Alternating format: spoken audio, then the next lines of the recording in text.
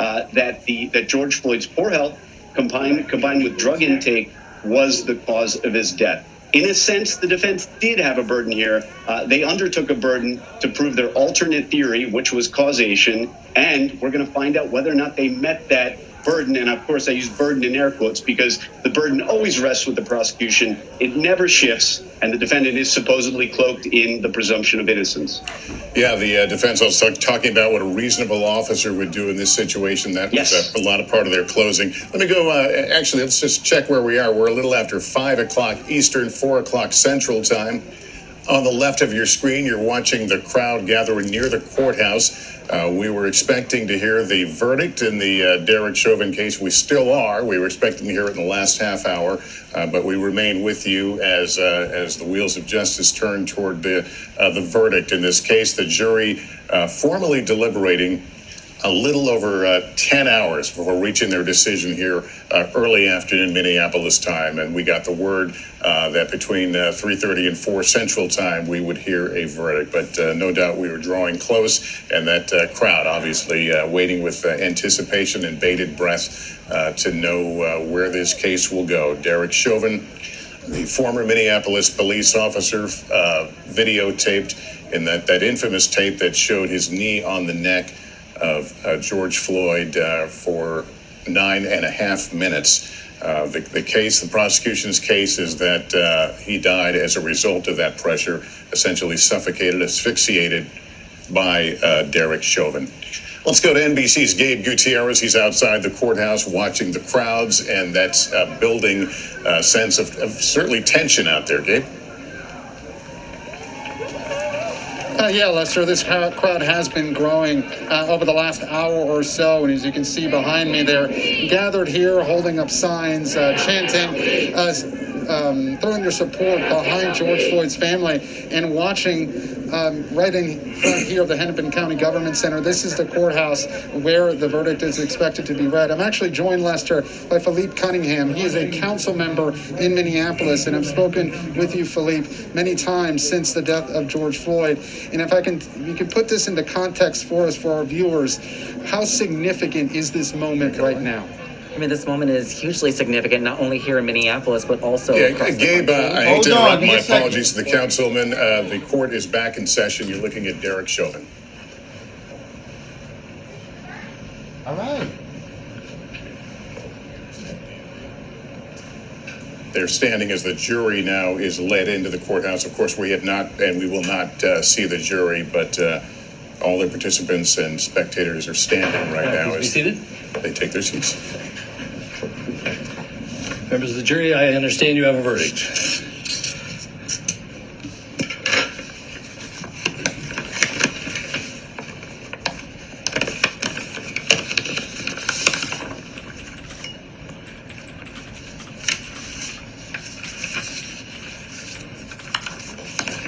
Members of the jury, I will now read the verdicts as they will appear in the permanent records of the 4th Judicial District. State of Minnesota, County of Hennepin, District Court, 4th Judicial District. State of Minnesota Plaintiff versus Derek Michael Chauvin, Defendant. Verdict, Count 1. Court File Number 27, CR 20-12646. We, the jury, in the above entitled matter as to Count 1, unintentional second-degree murder while committing a felony, find the defendant guilty. This verdict agreed to this 20th day of April, 2021 at 1:44 p.m. Signed, juror foreperson, juror number 19. Same caption, verdict count 2. We, the jury, in the above entitled matter as to count 2, third-degree murder, perpetrating an eminently dangerous act, find the defendant guilty. This verdict agreed to this 20th day of April, 2021 at 1:45 p.m. Signed by jury foreperson, juror number 19. Same caption, verdict count 3. We, the jury, in the above entitled matter as to count 3, second-degree manslaughter, culpable negligence, creating an unreasonable risk, find the defendant guilty. This verdict agreed to this 20th day of April, 2021 at 1:45 p.m. Jury foreperson 019. Members of the jury, I'm now going to ask you individually if these are your true and correct verdicts. Please respond yes or no. Juror number 2, are these your true and correct verdicts? Yes. Juror number 9, are these your true and correct verdicts? Yes.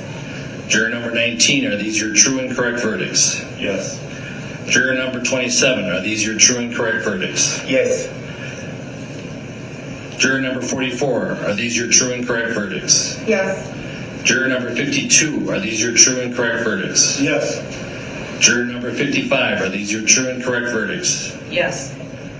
Juror number 79, are these your true and correct verdicts? Yes. Juror number 85, are these your true and correct verdicts? Yes. Juror number 89, are these your true and correct verdicts? Yes. Juror number 91, are these your true and correct verdicts? Yes. Juror number 92, are these your true and correct verdicts? Yes. Are these your verdicts? So say you one, so say you all. Yes. Yes. Members of the jury, I find that the verdicts as read reflect the will of the jury and will be filed accordingly. I have to thank you on behalf of the people of the state of Minnesota for not only jury service, but heavy-duty jury service. What I'm going to ask you to do now is to follow the deputy back into your usual room, and I will join you in a few minutes to answer questions and to advise you further. So, all rise for the jury.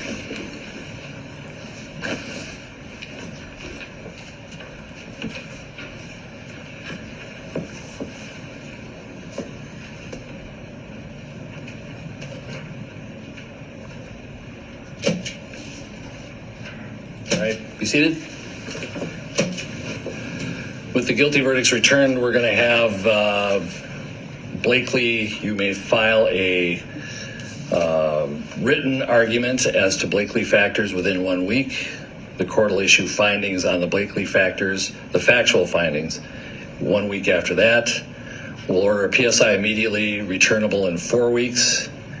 And we will also have a briefing on, after you get the PSI, 6 weeks from now, and then 8 weeks from now, we will have sentencing. We'll get you the exact dates in a scheduling order. Is there a motion on behalf of the state?